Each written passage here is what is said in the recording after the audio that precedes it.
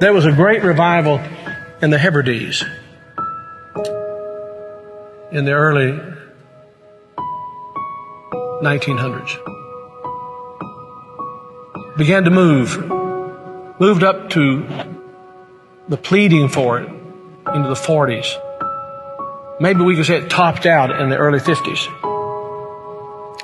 Two old women, one was 84 years old and one was 82 years old.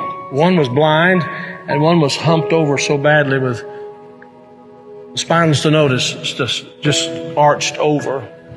But they had passion for revival. They wanted God to work. This is what happened. They couldn't even get out to the church to pray. They couldn't even get out to the church to worship. Their house became a place to meet. People came in. They got so passionate about revival coming to their Isle, the Isle of Lewis. They got so passionate about it. They confronted the preacher and wanted to know if he was thoroughly right with God. And they prayed and prayed and prayed. And they'd seen the Lord, they said, with the church filled up and God blessing, a great overflow. And the fire of God struck that tiny little obscure place off the coast of Scotland. And when it happened, there was a young teenage boy that got saved in it. His name was Donald. And the preacher became so dependent upon Donald and so close to Donald, he would ask him to lead in public prayers and help him with the meetings, and he did. Oh, how God worked.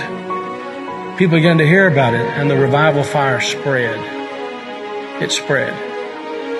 And God blessed in a great way. Those two old women, the kind of people don't want in a church anymore. And from that same island, there was a young girl who was a cousin to Donald Smith, who immigrated to America. Her name was Marianne Smith McLeod. She came to America in 1936. She met a man named Fred, and they were married. They fell in love. They were married. God blessed in a great way. And those old women were her aunts.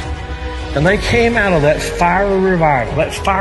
They really experienced revival. And they sent a Bible, a copy of the Word of God that had been used in a special way in that revival, to Marianne. She started having children. I think it was 1937 she had her first child. They named him after his father, Fred. Then she had her second child, named after herself, Marianne. Then she had her third child, Elizabeth. Then she had her fourth child. And she was so impacted by this teenage boy God had used in that revival of the Hebrides. She named him Donald. And she gave him that Bible, that Hebrides Revival Bible. He was born in 1946. He's now the 45th President of the United States.